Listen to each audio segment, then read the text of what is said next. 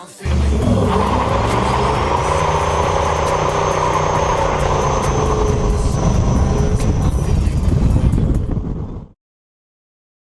morning, YouTube. As you can see behind me, Turbo Ford isn't doing so good. Took it out for a rip the other day and did a real solid third gear pull into fourth gear pull to the top of fourth, just ripping hard, about 8 psi, tickled 9, and something happened. So after the pull, engine was making a little bit of funny noise, didn't quite seem right. It felt like it was down on power. So started going through running a compression test and leak down test, and found that I had so I pulled plugs in cylinder number 5, and it was just soaked in oil. Checked a couple other plugs, more oil. Did a leak down and compression test. Compression test on some of the cylinders was normal, 160 psi-ish, and then a couple others were like 80 psi. So I've definitely at least one cylinder is dead completely. Got some problems. Alright guys, so I got the engine on my stand here, and I'm just slowly turning to it. I pulled the rockers off this head here, kind of laying them out here so I can put everything back the right way. But I'm guessing that I broke a couple pistons during the leak down test. The pressure was leaking out through the piston, through the bottom end. So as far as I can tell, the heads are good. So I'm just gonna keep tearing into it. Alright guys, got the engine mostly apart. Found something interesting in the oil pan. So we got, I think that's a piece of a ring.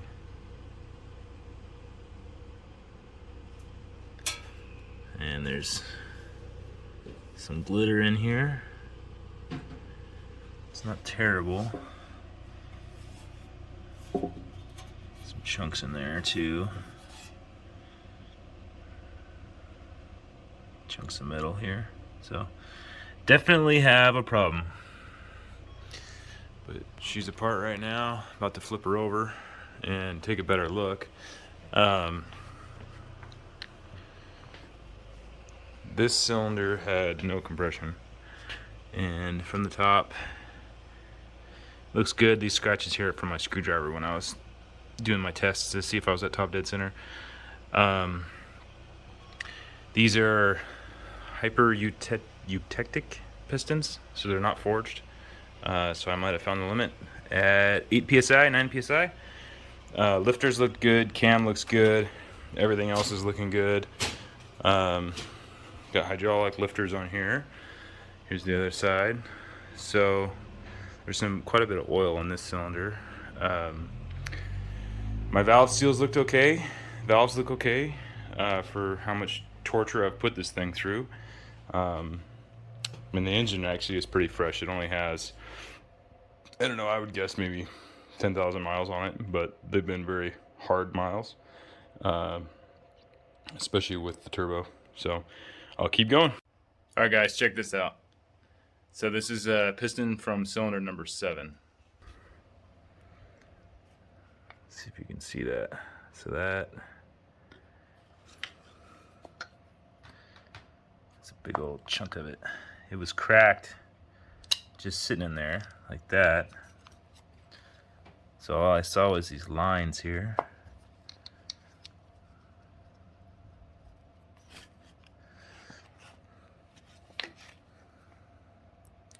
But if I take something,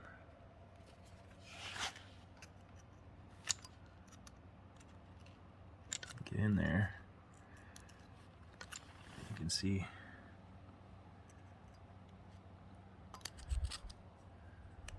she cracked. Big old chunk here. There we go.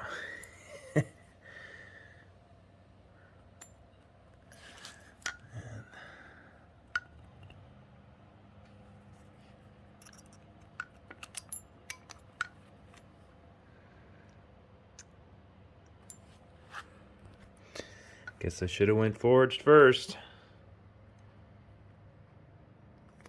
These are Speed Pros. So I've at least cracked number 7. So we'll tear into it and see the rest. All right, guys, number 5, also cracked. So this is the one that initially alerted me to a problem because I was getting oil in the on the spark plug. So I didn't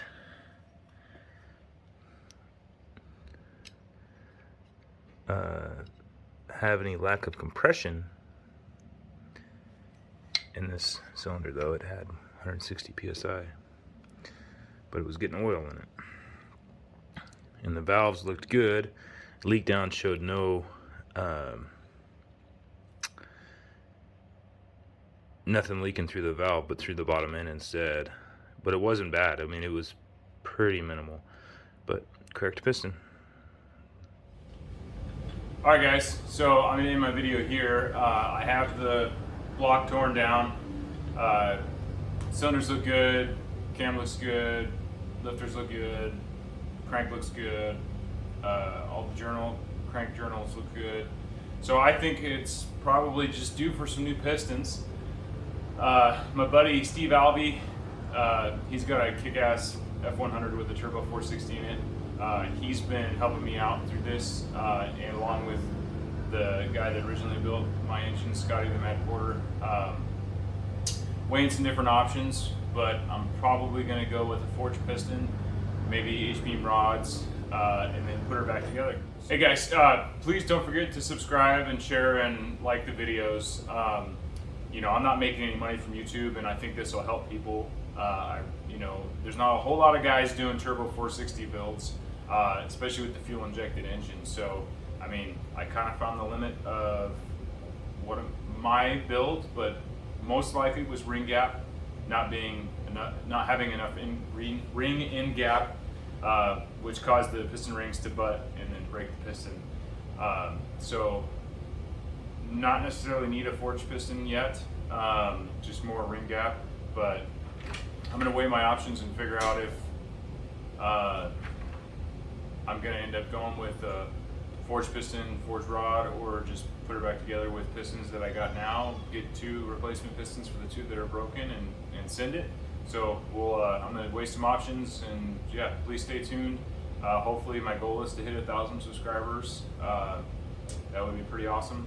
We're over halfway there. Thanks, guys. Hey guys, I just wanted to make a follow-up video to add to this one, to explain that so my engine was built by Scotty the Mad Porter. He's down in Tacoma. He's pretty popular for Ford big block builds and pretty much any build now. He has his own machine shop, does a really good job. My engine failed, or the pistons broke because not enough ring gap. It had nothing to do with the builder. He builds an awesome product. I've referred several people to his shop. I know that he's built engines for buddies of mine. So before I did the turbo, he told me, he cautioned me that this engine wasn't built for boost. It was built to be kind of a good, like 420 horsepower, 450 horsepower, naturally aspirated or normally aspirated, you know, fun little big block street motor, towing motor kind of thing. It wasn't designed for for turbo or supercharger or boost. So he had gapped the rings for normally aspirated application. I had decided to go ahead and just put the turbo on it. I felt like I could probably run between around 8 psi of boost safely with the ring gap that was in it, and I was wrong. Probably would have been fine at 6. But as soon as I had turned it up, that's when I started having these problems.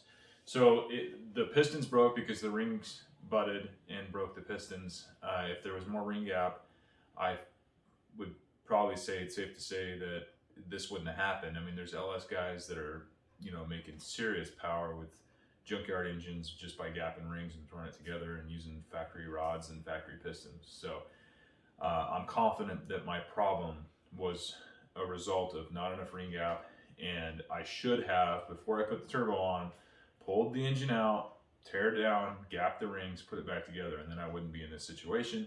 So if anyone wanted to do, you know, junkyard 460 turbo build, or you already got a truck that's got a good 460, decent 460 in it, and you want to put a turbo on it, pull it out, gap the rings. It's worth it.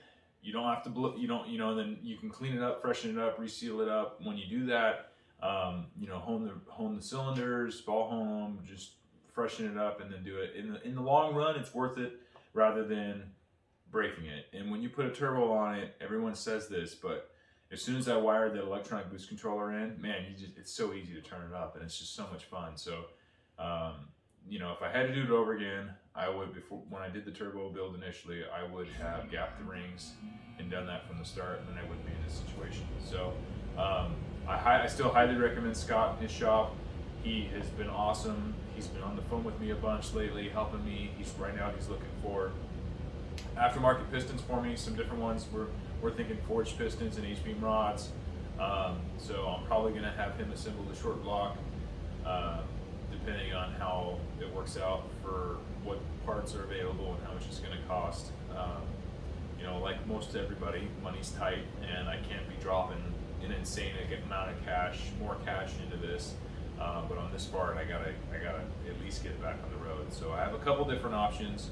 The cheapest would be getting a replacement set of pistons, so the same as what I have, new set of rings, same rings that I have, gap them bigger, putting it back together, hit the cylinders with a ball hone, and run with it.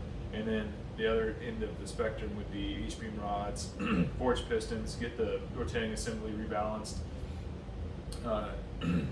but send the short blocks to the machine shop to just kind of get the cylinders freshened up, and then put it back together. I can upgrade the cam while I'm in there, depending on the cost. You know, $300-400 might be worth it for a different cam. So those are the things I'm weighing right now. I just got to figure out how much money I'm going to end up spending on it, and go from there. But I plan on documenting everything along the way, and I'm super excited about this YouTube channel. I hope that it, you know, brings some subscribers and helps people in this process. I mean, at least, you know, there's not a lot of people doing this, and if I can break a few parts along the way and show what things need to be upgraded, I think I'm doing good and I'm helping everybody else. So, so far I'm happy with my decision to put the turbo on the truck, and I know, you know, what I should have done and what I could do differently. So yeah, we're just gonna get it fixed, get the parts ordered. COVID's making parts hard to get right now. I've been waiting 6 months for my TIG welder so I can weld aluminum.